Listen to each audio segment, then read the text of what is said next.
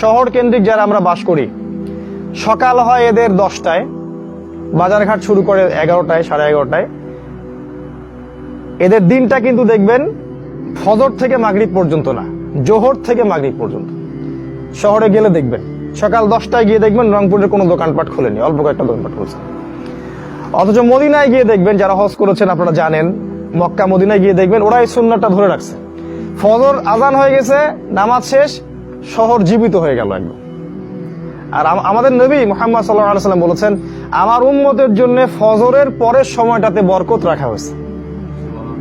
ফজরের পরের সময়টাতে আমার উম্মতের জন্য বারাকা রাখা হয়েছে। এই সময় তো ঘুমে কাটা দেয়, তাই সূর্যকে ফলো করতে হবে, সূর্য এবং চাঁদ, তাহলে জীবনটা শৃঙ্খলিত হবে, সময় বরকত হবে। আর দাজ্জালের সময় হচ্ছে সবাইকে এক সময়ের মধ্যে নিয়ে আসা। এই ইউনিভার্সাল টাইম বলে না এখন, মানে সারা বিশ্বকে একটা কেন্দ্র থেকে শাসন করার চিন্তা ভাবনা করছে আর কি। কেন্দ্র থেকে একটা হুকুম দিবে, সারা বিশ্ব মানতে রাজি, এমন একটা পটভূমি তারা তৈরি করছে। এটা দাজ্জাল করছে এবং ওর অনুসারীরা করছে।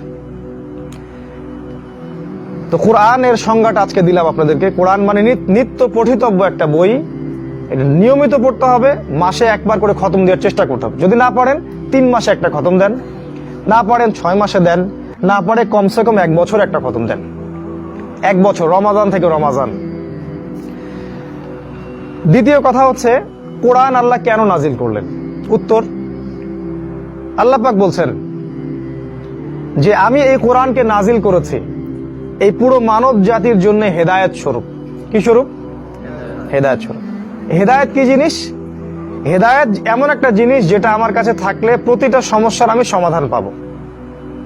আমি একবার বলেছি, আবার রিপিট করছি, আল্লাহ পাক কোরআন এই জন্য নাজিল করেছেন যাতে করে আমরা ইহকালীন কল্যাণগুলো পাই, দুনিয়ার যে কল্যাণগুলো আছে এগুলো অর্জন করতে পারি এবং পরকালে মুক্তি পাই। এই দুইটা উদ্দেশ্যে আল্লাহ পাক কোরআন নাজিল করেছেন।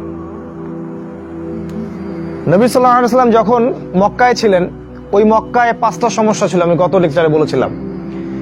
নবীজি যে জাহিলিয়াতে থাকতেন, যে জাহিলি মক্কায় থাকতেন, ওই সমাজে 5টা পাপ ছিল, মেজর বড় বড় পাপ।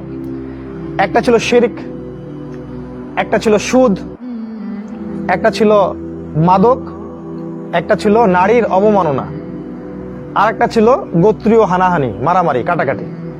এই 5টা মেজর সমস্যা ছিল আর কি। অন্য অন্য সমস্যা ছিল, এই 5টা মেজর। আল্লাহ পাক এই সমস্যাগুলো সমাধান করার জন্য কোরআন নাজিল করলেন।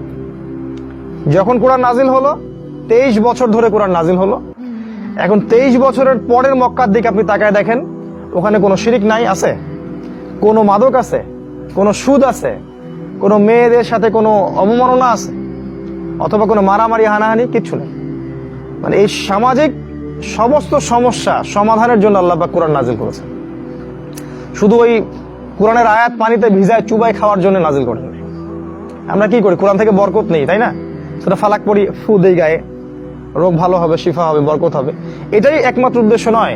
হ্যাঁ, কোরআন আপনার জন্য শিফা। আল্লাহ পাক বলেছেন, ওয়া নুনাজ্জিলু মিনাল কুরআন মা হুয়া শিফাউল লিন-নাস, যে এই কোরআনে আমি মানব জাতির জন্য শিফা রেখেছি। আপনি আরোগ্য পাবেন, কোরআন পড়বেন, রোগ ব্যাধি ভালো হয়ে যাবে ইনশাআল্লাহ। এটাই একমাত্র কারণ নয়।